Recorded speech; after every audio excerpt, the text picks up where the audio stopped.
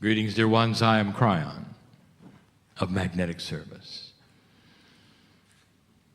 There used to be a time when my partner had to adjust in the first few moments of a channeling. There was a time where he had to actually change his countenance. Try to relax. Let the pineal flow without what is called the filters of human consciousness, belief. And now I just jump in whenever I want. It's the way of it. That the practice of communicating with Spirit pays off. And you get better at it.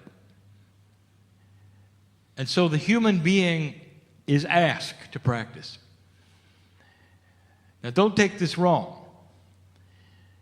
For in a linear fashion, that would mean, well, I'm going to have to assign times for meditation and extend them. And that's not so. What if I told you it may just be the opposite? The meditations would be shorter but more intense. Meditation is beautiful.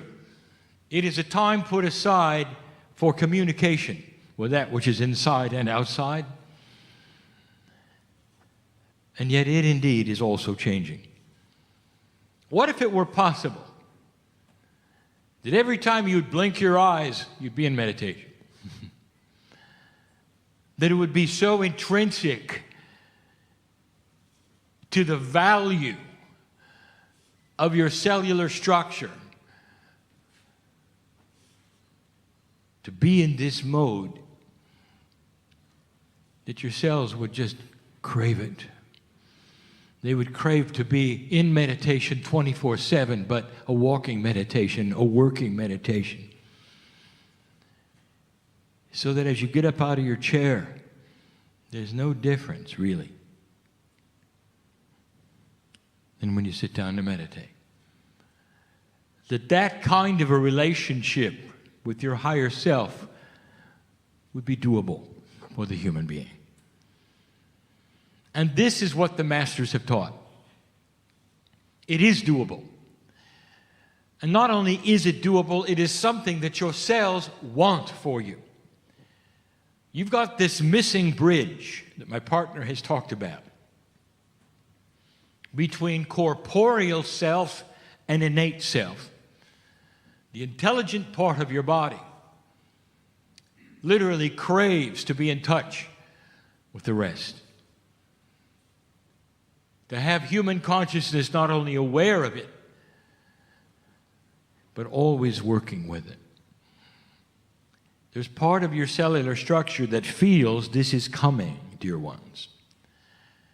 More than ever before, as energy shifts, the quantum parts of you are alert.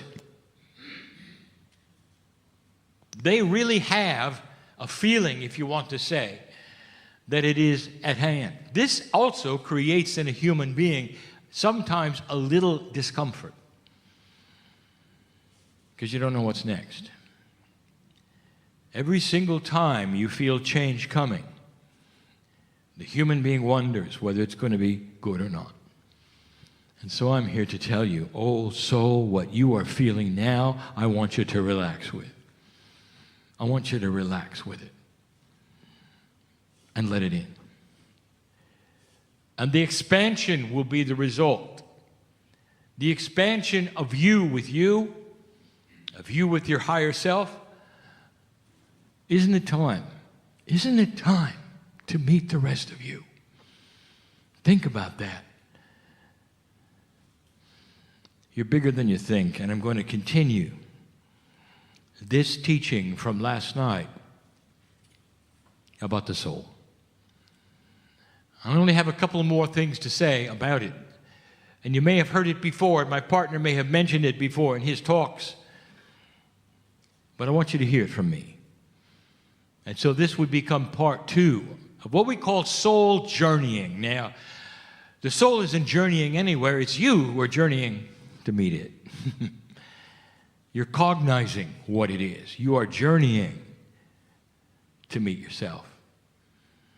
And we have named it this way for a reason. It's not linear. You have to look at it backwards in order to understand the profundity of it. Before I begin, I would like to say, and I know where I am, it's precious here. I've told you it is a piece of Lemuria here. I've told you the Pleiadians are here. The very creative source. The beauty of a benevolent society that would be in ascension status and be your spiritual parents. That energy is here. There are only a few places on the earth. There's only really 24 of them who have been assigned the attributes of time capsules. They pair up eventually, and you'll understand the push-pull energy between them. One pushes what you don't have, and one removes the old stuff you don't need. That's how they work. By the way, that's also the attributes of the push-pull energy in the center of the galaxy you have mistakenly called a black hole. It's not a singularity. It cannot exist. We have said this before. Isn't it interesting that in physics everything comes in pairs, and then when you look at the middle of the galaxy, there's only one thing? Where is your common sense? There's got to be a pair there also. There always is in physics. There's a push-pull energy. What we call the twins are there. And there's a reason for it in physics, and they will discover it. It's just unseen at the moment. There's a node in New Zealand.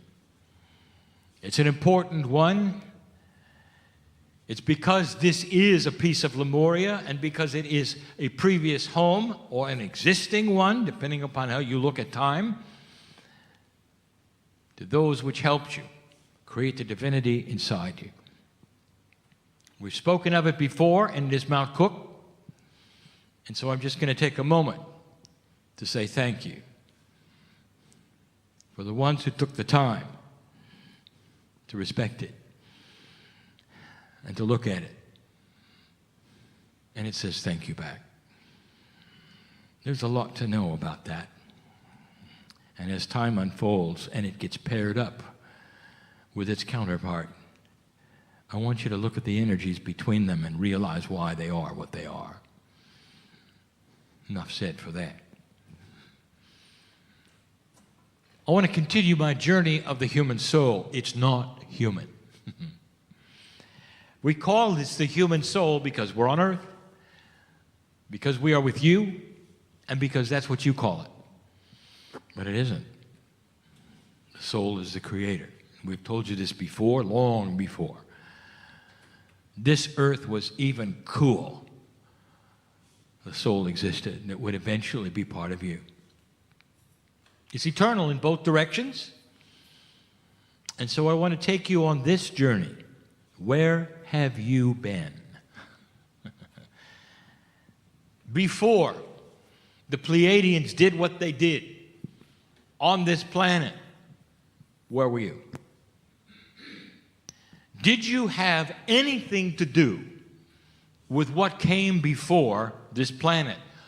Or, as some of those who would be the experts in spiritual things would tell you, that everything started when you arrived? Really? I want to give you some information. It makes it so much bigger for you. There have been many worlds before yours that have gone through what you've gone through. We've given you some of the names of those in the past that you would even recognize. The Pleiadians are the most immediately removed from you. They are your spiritual parents. They did the work. And they watch over you like parents would watch a child that has totally, completely free choice without even knowledge of their parents. There is benevolence, there is love, there's caring, especially now. There's an awakening on this planet. You have passed this precession of the equinoxes. You're in an energy that I foresaw and I told you about 23 years ago. And here we sit. There's celebration in certain parts of the galaxy because of this planet Earth. Oh, don't look at your news today, okay? This is not what we're talking about. We're not talking about current events. I'm talking about world events, not world as you would think of it in the news, but world that is the earth from its creation to now. And all the things that have taken place in the way they have, what you've done with it. You're sitting on the precipice of massive change. You have free will, you always have, you always will. But we've seen this before. And here's what I want to tell you. So have you. For some of you, this is the 12th or 13th time you've done this. Do you realize that? Your soul has been involved in other places, in other planets, in other constellations. Life is so old in this galaxy, dear ones, compared to yours. So old.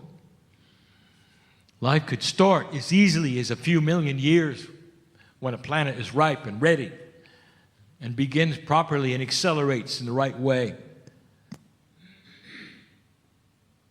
Not that hard. You will find eventually, listen science, this is a prediction, you will find eventually that when you discover life in other places that are not related to this planet, it will have the same kind of DNA structures. These DNA structures are common to the galaxy. It is how life develops. Oh, there will be some variations, but you will see a commonality that will tell you that what you have on the planet is not unique. Hardly. When you look out at the stars and ask yourself, is there life? It's like standing on a beautiful beach on the planet and asking if anywhere else on the planet there's another beach. Just because you can't see it. The processes that would create a beach on your planet are the processes that would create your planet itself and other planets that would have life. You've been part of the process. Not the corporeal you, but the soul you, the part of the collective you. The part that you can touch right now if you want to. The most profound way through the pineal. And start a communication with your cellular structure that at first you won't even feel it. You won't even know it's there. But when you open a door and keep it open, very, very slowly the energy seeps in a very benevolent and sweet way so it doesn't surprise you or shock you or make you afraid. And you wake up one day and you realize you're not alone. You realize that there is help. You realize you're more peaceful. You realize you're more healthy. And then you start realizing it's working. That's how it works. Do you realize why that is? So we don't frighten. So that we don't startle. Humans are slow to cognize things they have never seen before or never imagined before. So there is no fear. And so we go slow. There's nothing more beautiful than an awakening human being. Finding that which is missing in their life is really there all along. Somebody needed to hear that. You have been part of the plan. You have been a soul of the Pleiadians. The Pleiadians had a planet before theirs, older, much older than theirs, in another constellation in this galaxy, and you were part of that. They're your grandparents, and their name is Arcturian. They're also the Sumerian. There are so many. There are so many ways that this happens. If you're working with these groups, dear ones, and you want to know who they are or where they came from, they're just going to smile at you.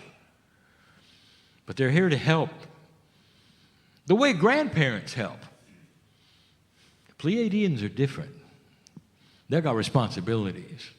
The others don't. They're just here to play with you, to help you. There's so much help. There is an allowance we have of these who have helped plant the seeds in this galaxy to come here to this planet, which is the only planet of free choice, and walk among you and be part of you. They're guides, they're helps, they're whatever you want to call. They're advisors. And the only rules they have is you have to see them. They cannot announce themselves to you. Many have. There have been many who actually have sensed them and feared them. There's many who think that they're visitors that perhaps are going to capture their soul or kill them just because they don't even understand. There is a wall, you call it a veil, between multidimensional things like that and who you are. And this wall, this veil, is beginning to lift. Now I want to tell you, so you understand and know this, that the veil lifts because you pull it up. Brute force of consciousness and spiritual awakening will pull the veil up. It doesn't go up by itself. It doesn't get thinner by itself. It just sits there waiting for you to pull on it. That is the arrangement. You have got to do it. Let me put it in better terms and stop the metaphors. If you're going to awaken to who's around you, who is multidimensional, it's going to be on your terms, not ours. And that's always the way it has been. You've got to search if you're going to find it. God is not going to present a situation to you that's going to give you positive proof of who you are or what's on the other side of the veil. This is, if you want to call it, a puzzle for you to figure out. It has to be that way. And every single planet that has gone through this has figured it out in this fashion. And here's what I want to tell you, and here's how it applies to today's teaching. You were there. You were there. Does this carry over into your Akash? A little, but not as much as your experience on earth. Now, we're going to get there in a moment.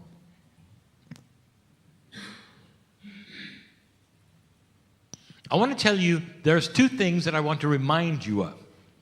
And we've given them before, but we're talking about souls in general. So I want to tell you what they are.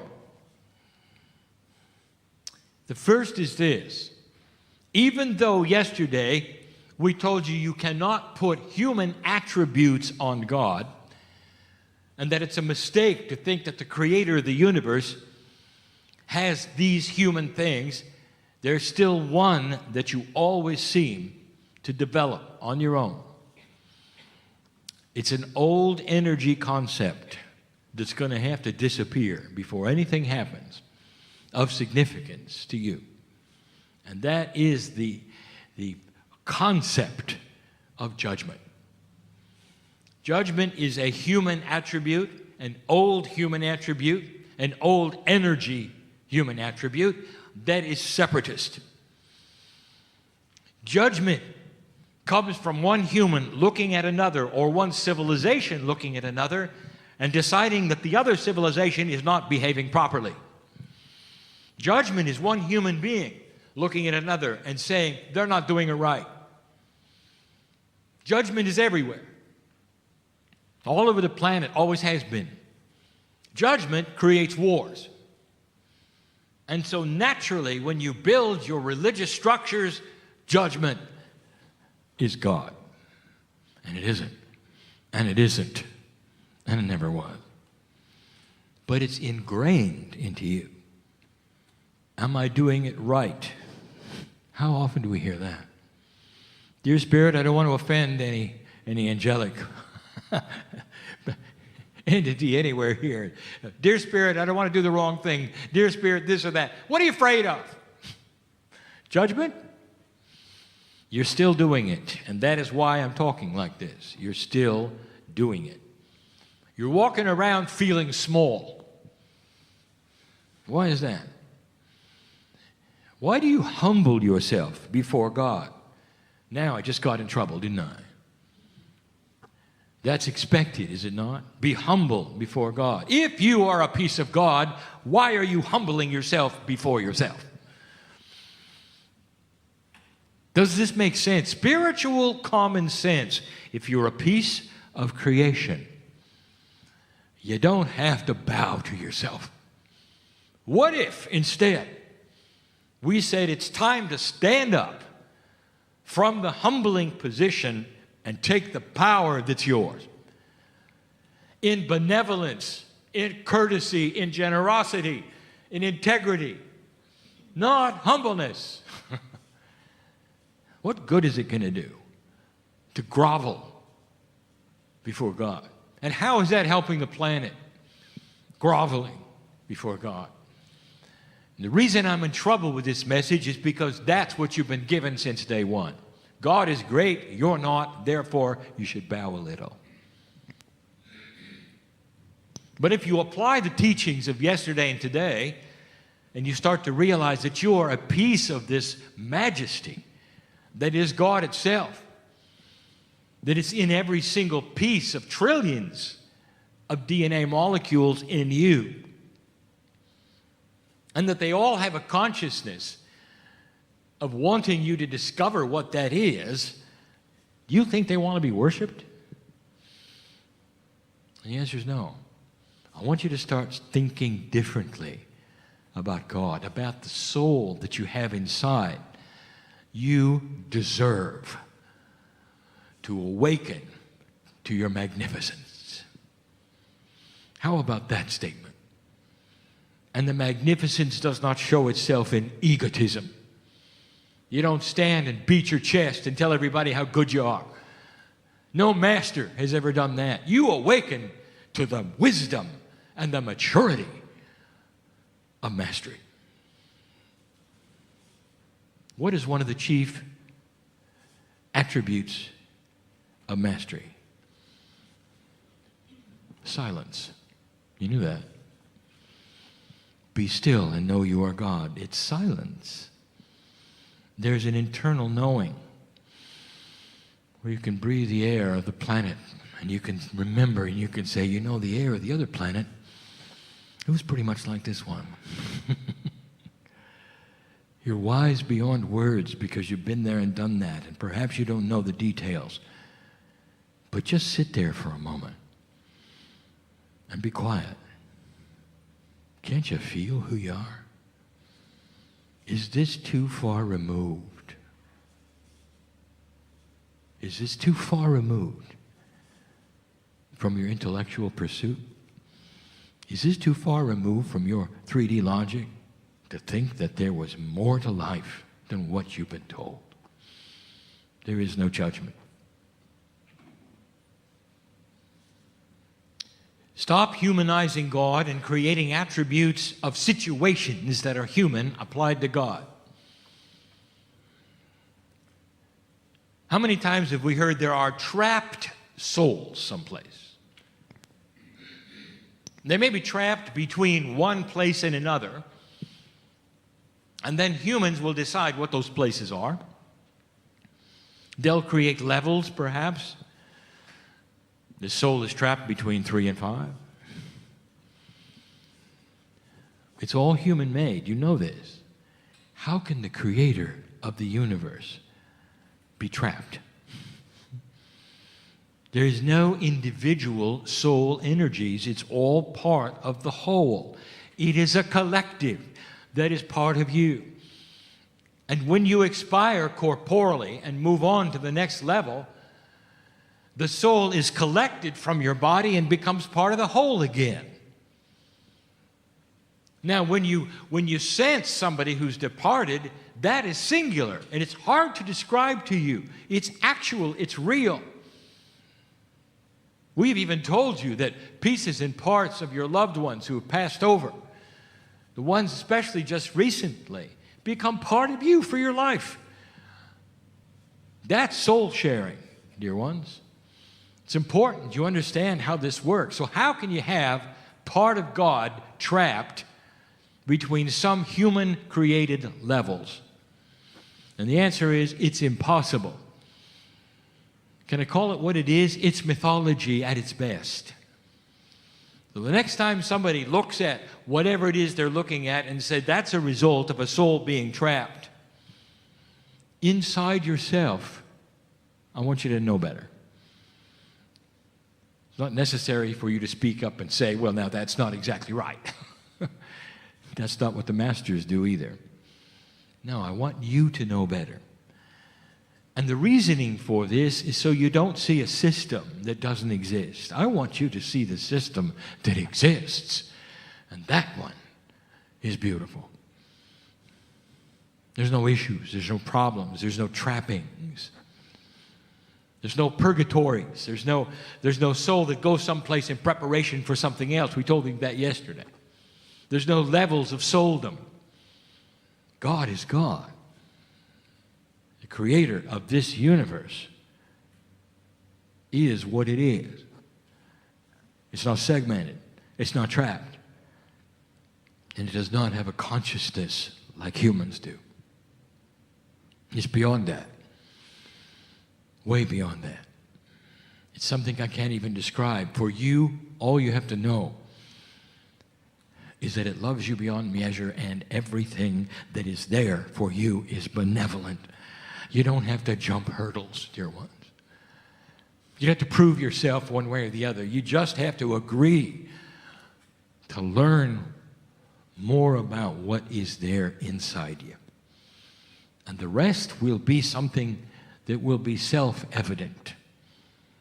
And we say it again, when you go to your knees, if you wish to do it, if you want to honor God in any way you want to, when you pray, when you meditate, we're there. And there's only really one question, if you want to ask a question, that you should have. And the question is, dear God, tell me what I need to know. There's only one.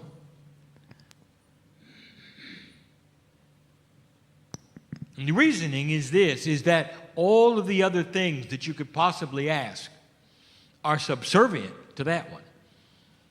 Tell me what it is I need to know, dear Spirit, in order to solve the problem, to get from A to B. There's somebody here who needs to hear that. Here's what I'm going to, you know who you are. I want you to go to a place and ask Spirit this. Tell me what it is I need to know to get out of pain, all right? You didn't come to suffer, dear ones. It's time to get through that. Someone needed to hear that. Shouldn't have to live that way. That was not the plan. Whatever has happened, water under the bridge that brings you to that place can be undone. You have control over your own cellular structure, and it wants to hear from you. I want to bring up the final one. This one is difficult. We always save the best to last. The ones that are hard to understand, concepts that are perhaps things that you haven't really pondered much, and I'll give it to you. And this has to do with what we would call soul inheritance. When you look at inheritance as you perceive it, it's mostly in 3 dimensions, and it is what we would call chemical. And the confusing part is that you, as a human being, especially one who is aware of your spiritual complement, are dealing with an oxymoron. You are dealing with 2 kinds of inheritance that happen within one single body. Now, the chemical inheritance is that which you're taught in school, and it carries over with it a lot of what your parents had and your grandparents had. You look like them. Perhaps you will have dispositions in cellular structure. Your DNA carries through. There are things that you pass There are talents, there are instincts that your parents would have, and you can see it. Some of you can even look at your hands and recognize your parents' hands are there. That's chemical inheritance. It's powerful. The man who sits in the chair in front of you right now has a chemical inheritance. His chemistry is Irish. And if he tracks back his lineage, he will find that it's not too many generations before he finds himself in Ireland. And he can track his name, which is very Irish, right back to a family who is there. And he's done it. Someday he may even visit. That is his chemical inheritance. Now, you don't know the story, and now is not the time to give it, but we have exposed to him his immediate past life. And it was not Irish. It was across the ditch in Australia. And that is who he is. Now, here is the issue. Who is he? Is he Irish or is he Australian? He has one path which is Akashic and one path which is chemical. And so he is a combination, a unique human being who has an entirely different past. When you look at the Akashic family compared to the Irish one, which is chemical, and they are both accurate. Is that confusing enough or what? It doesn't have to be. When you look at the parable of Emily and Evelyn and all the other trees we didn't even name, Jason's one of them. I'm giving you names that mean things to those of you who are here. Who stand in the forest, who are all together because they have the same roots. Remember yesterday? So what I want to show you and tell you is that you have to start looking at yourselves differently about who you are based upon both kinds of inheritance. The chemistry you have, you track back and you think, well, my past life was then perhaps my partner had to be Irish. No, it doesn't. You just have the attributes of chemistry. The real past life, the one you want to look at, is Akashic. And what is confusing about this is how there can be two paths that are so different that then create a unique human being like you. And you want to separate them and you want to say which one is accurate, and I'll tell you, they both are. Take my partner. He assumes, and now he knows, that he is part of his parents and his grandparents and their parents, that he has the chemistry of all of them. But he also knows that the part of him that is God that he knows is involved in his Akashic remembrance, and those are the lives he lived with other chemistry from other parents and other grandparents. The result is this, dear ones. Don't overanalyze it. I want you to look at yourself. That's all I want you to look at. How has this come together to create who you are? How is this come together to create who you are? You are a unique human being. Absolutely unique. This is part of the uniqueness. Chemically, you have attributes of 3D inheritance. Spiritually, you have attributes of Akashic inheritance. They come together to create you. Where it goes from here will create another you. The corporeal complications and the puzzle are beyond anything you can imagine. I have just entangled a puzzle that some will listen to, and they'll start to realize the puzzle has always been there. It's going to unravel some things that you didn't understand. How your lives, when read by an Akashic reader, can take you on a whole different path than what you know your parents did. And now you have the answer. Don't try to figure it out. I want you only to see the beauty of how it has created you. Is that good enough? That's all you have to look at. Unique in every single way. You've got the best of everything. Perhaps you've got the strength of the chemistry that you needed and the Akashic lives that you needed to build an old soul who can make a difference on this planet today. Did you think of that?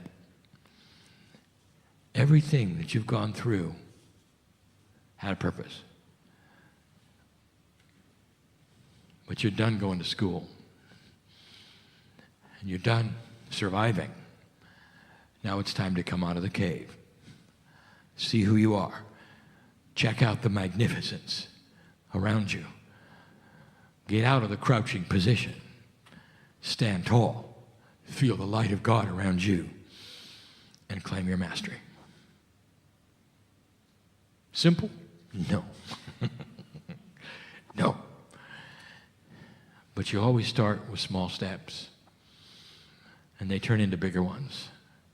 So now it's time to start. That's the message of the day. It'll get more complicated. I promise. And so it is.